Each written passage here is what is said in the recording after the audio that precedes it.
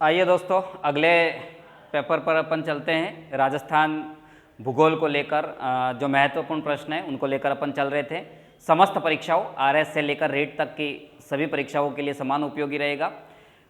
22 तारीख को जो पेपर हुआ अपना, उस पेपर को लेकर अपन यहाँ पर हैं टेस्ट सीरीज के अंदर। प्रश्न नंबर 36 पर सीधे चलते हैं अपन। राजस्थान की मृदा एवं क्षेत्र का सही मिलान है।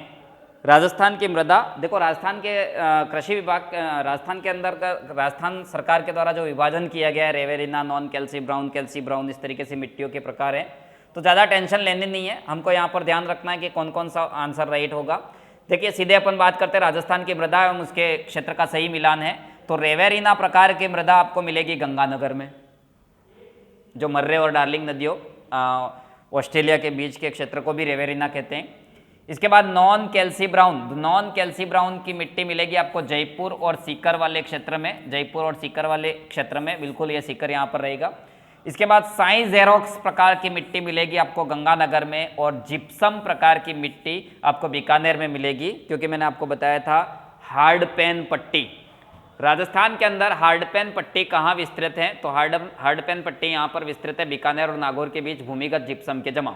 और इसी तरीके से जिप्सीफेरम प्रकार की मिट्टी कहाँ पे मिलेगी, बीकानेर की। तो इनके ऑप्शन का आप मिलान कर लीजिएगा। यहाँ पर प्रश्न वापस से बोल देते हैं, रेवेरिना प्रकार की मिट्टी गंगानगर, नॉन कैल्सी ब्राउन जयपुर के अंदर, साई जेरोक्स प्रकार की मृदा गंगानगर में, और जिप्सीफेरम प्रकार की मृदा बीकानेर के अंदर। तो इन ऑप्शन का आप मिलान जरूर करेंगे।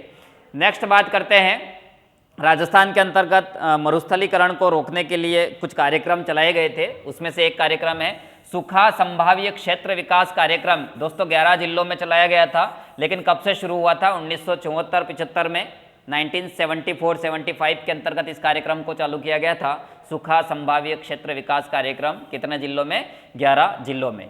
नेक्स्ट प्रश्न पर बात करते हैं, राजस्थान के किन जिलों में वर्टिसॉल्स प्रकार की मिट्टी पाई जाती है।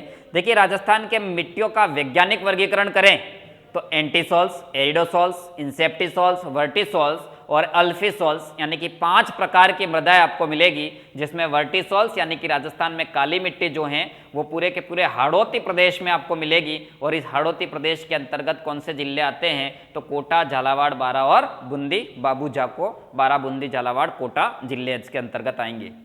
नेक्स्ट प्रश्न पर बात करते हैं, निम्नलिखित में से कौन सा सही सुमेलित नहीं है। पहले तो हमें ऐसे प्रश्नों पर क्या करना है कि हमें पूछना क्या है, उत्तर क्या निकालना है, अंडरलाइन कर लेंगे क्योंकि यहाँ पर आप मात खा सकते हैं। फिर अपना प्रश्न है, मध्यम काली प्रकार की मिट्टी बूंदी और बारां में, बिल्कुल। लाल पीली प्रकार की मिट्टी झालावाड़, कोटा में नहीं। लाल लोमी प्रकार की मिट्टी, जी हाँ, ये सबसे ज्यादा बार पूछा जाता है प्रश्न। लाल लोमी प्रकार की मिट्टी डूंगरपुर, बांसवाड़ा और उदयपुर के अंदर मिलेगी। नेक्स्ट है भूरी रेतीली कछारी मिट्टी, ये प्रश्न भी आप इंपॉर्टेंट लिखना, इसको भी ये भी पूछा जाएगा। भूरी रेतीली कछारी मृदा, आप रेतीली करते ही पश्चिमी मरुस्थल में पहुंच जाओगे, लेकिन भरतपुर अलवर के अंदर ये मिट्टी पाई जाती है। हमारा जो आंसर राइट होगा यहाँ पर कौन सा रहेगा, ऑप्शन बी, लाल पीली प्रकार की मिट्टी झालावाड़, कोटा के अंतर्गत नहीं मिलेगी। बाकी सभी कथन आपके सामने सही होंगे। अगले प्रश्न पर चलते हैं दोस्तों, मिट्टियों से संबंधित टॉपिक के प्रश्न अपन सॉल्व कर रहे हैं। इसके अंतर्गत अगला प्रश्न है अपना, पश्चिमी मरुस्थलीय क्षेत्र में मिट्टी के अपरदन को रोकने के लिए क्या किया जाना चाहिए। दोस्तों लोकेशन ध्यान रखना, पश्चिमी मरुस्थलीय क्षेत्र, वहां पर खेती करने से तो रहे, ऐसे में वहां पर वृक्षों की पट्टी लगाना सबसे उपयुक्त ऑप्शन कौन सा राइट होगा, ऑप्शन स यहाँ पर बिल्कुल राइट होगा, ये आप ध्यान रखिएगा। अगले प्रश्न पर चलते हैं, 41वें प्रश्न पर देखिएगा। नेक्स्ट प्रश्न है यहाँ पर, निम्नांकित मृदा समूह को उसके प्रकारों के साथ सुमेलित कीजिए। कुछ इस तरीके के प्रश्न अधीनस्थ बोर्ड मजाक जरूर करता है कभी कभी, तो ऐसे में आप इन प्रश्नों के लिए भी तैयार रहे और आपकी तैयारी का दृष्टिकोण भी यही रहे। केवल अपन पूरा नॉलेज रखते हैं, लेकिन प्रश्न सॉल्व करना भी हमारी सबसे पहली प्रायोरिटी होनी चाहिए।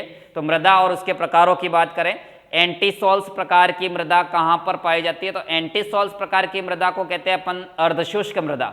एरिडोसॉल्स प्रकार की मृदा को कहते हैं शुष्क मृदा। वर्टिसॉल्स प्रकार की मृदा है अति आर्द्र, और इंसेप्टिसॉल्स प्रकार की मृदा कहाँ कैसी है, आर्द्र प्रकार की मृदा। इस टॉपिक के अंदर जाइएगा, मेरे नोट्स के अंतर्गत भी जाइएगा और देखिएगा, इसको अपन ने बहुत अच्छी तरीके से वहाँ पर और क्लियर किया है। तो ऑप्शन यहाँ पर कौन सा राइट होगा, ए का 4 कौन सा है, यहाँ पर सीधा आपका आंसर राइट हो रहा है, बी का 1, सी का 2 और डी का 3, यानी कि ऑप्शन सी आपका बिल्कुल राइट होगा। नेक्स्ट प्रश्न पर बात करते हैं, प्रश्न नंबर 42। फिर से मावट आ गई। देखिए, मावट को कई तरीकों से पूछा जा सकता है।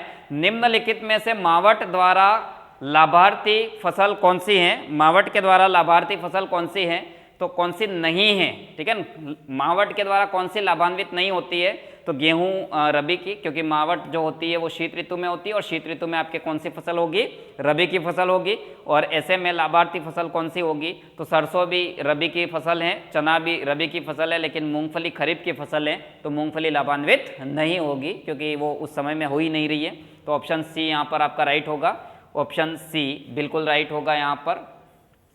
नेक्स्ट प्रश्न पर बात करते हैं, निम्नलिखित में से कौन सी रबी की फसल नहीं है। दोस्तों, रबी की फसल नहीं है, इसी टाइप के प्रश्न रीट के अंदर अक्सर पूछे गए हैं फसलों वाले टॉपिक से लेकर।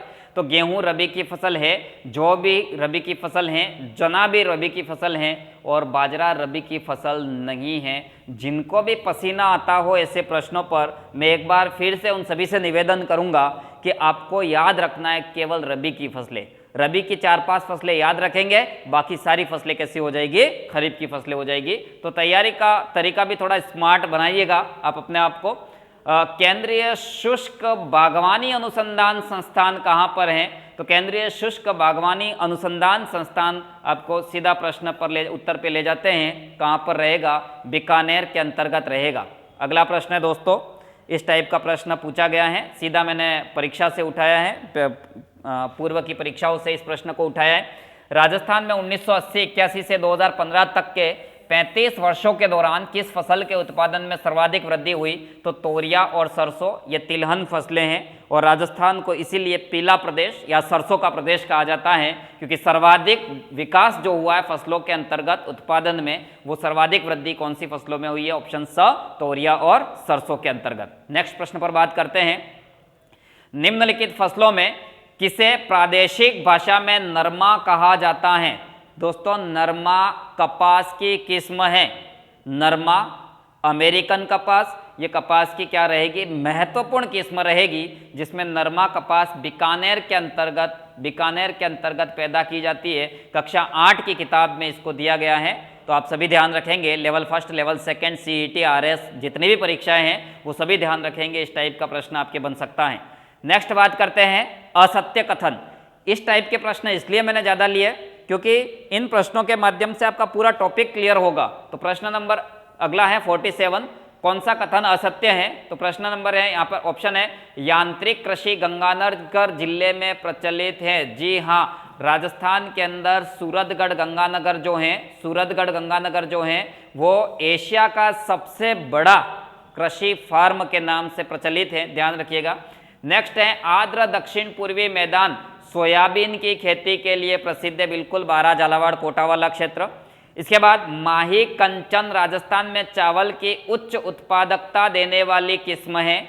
नेक्स्ट प्रश्न, सूरतगढ़ कृषि फार्म की स्थापना रूस के सहयोग से की गई थी, तो यहाँ पर ये भी राइट है, ऑप्शन स यहाँ पर इसलिए गलत होगा क्योंकि प्रश्न दिया है माही कंचन, और माही कंचन किसकी किस्म रहेगी दोस्तों, बांसवाड़ा कृषि अनुसंधान संस्थान के द्वारा। देखिए, बांसवाड़ा कृषि अनुसंधान संस्थान के द्वारा 2 किस्में तैयार की गई हैं, एक तो माही धवल और एक माही कंचन, यानी कि मक्के का जो बीज है वो धूल में पड़े कंचन की तरह नजर आ रहा है। तो धवल और कंचन दोनों किसकी नस्ल, किस किस्म हो गई, मक्का की किस्म हो गई। जबकि चावल की किस्म भी बांसवाड़ा कृषि अनुसंधान संस्थान के द्वारा ही तैयार की गई है, उसको कहते हैं माही सुगंधा। आप जब भी चावल खरीदने जाते हैं शायद चावल की ही सुगंध देखते हैं, मक्के की सुगंध, गेहूं की सुगंध कभी नहीं देखते। तो माही सुगंधा किसकी किस्म हो जाएगी, चावल की किस्म हो जाएगी। बढ़ते हैं अगले प्रश्न पर, इसका सही आंसर रहेगा स, प्रश्न के मुताबिक। नेक्स्ट प्रश्न पर बात करते हैं, निम्नलिखित में से कौन सा अनुसंधान संस्थान या अवस्थिति सुमेलित नहीं है। इस बार एक टॉपिक डाला है रीट के लिए स्पेशल, अनुसंधान संस्थान, तो ऐसे में अपन उस प्रश्न पर बात करें। राष्ट्रीय बीजीय मसाला अनुसंधान केंद्र, सबसे ज्यादा बार प्रश्न पूछा जाता है ये, और ये है अजमेर के अंतर्गत, ठीक है। तबीजी नाम का जगह है अजमेर, यहां पर स्थित है। लेकिन इसको अत्यधिक कंफ्यूज करने के लिए त से ही अपन ने एक शब्द दिया था तिजारा, जो गलत रहेगा। तो राष्ट्रीय बीजी मसाला अनुसंधान केंद्र तबीजी अजमेर के अंदर रहेगा।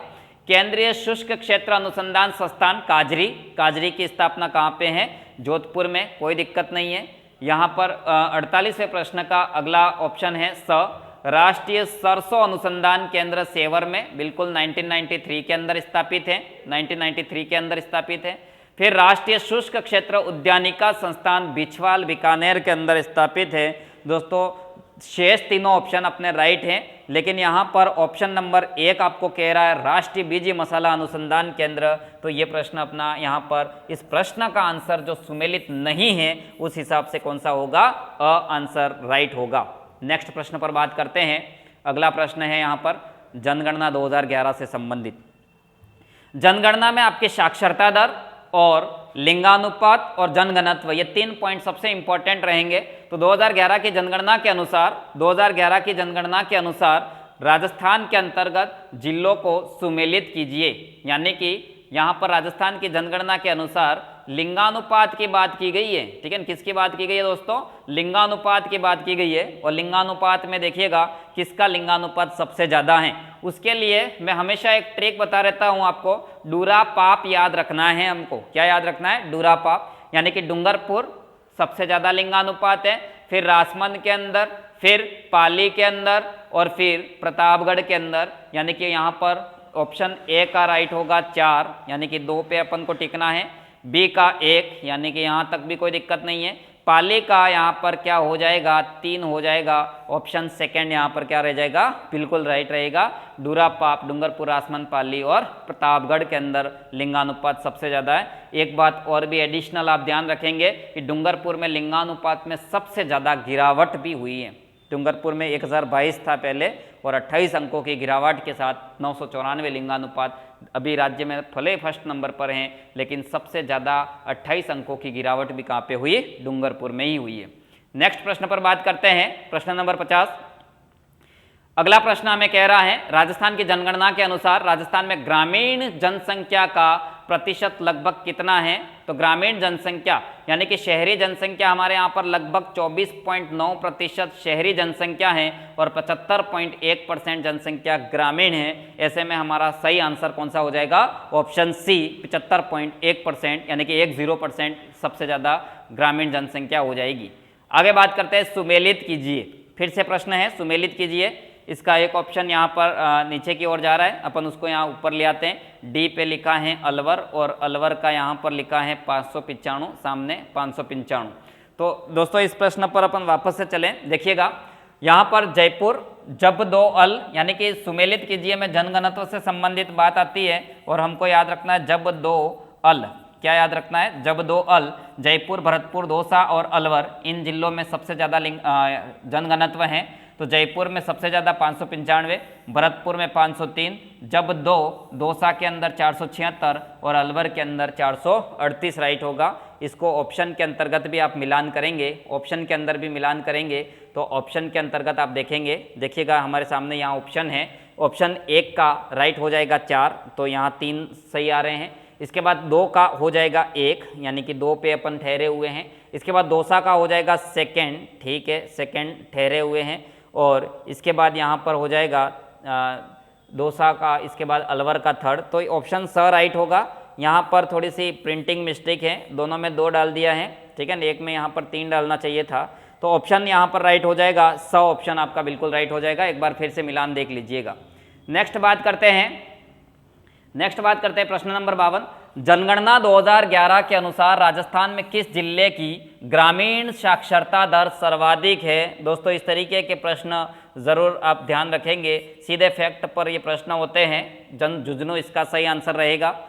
नेक्स्ट पर बात करते हैं, डामोर जनजाति अधिकतर कहाँ पर पाई जाती है? सेकेंड ग्रेड, जो 1 घंटे के अंदर समस्त पेपर आउट करने वालों को पकड़ लिया, उस परीक्षा के अंदर ये प्रश्न था डामोर जनजाति अधिकतर कहाँ पाई जाती है, तो ये डूंगरपुर के अंतर्गत और बांसवाड़ा के अंदर, डूंगरपुर में सिमलवाड़ा एक तहसील है, यहाँ पर सबसे ज़्यादा ये इनका जमावड़ा देखने को मिलता है।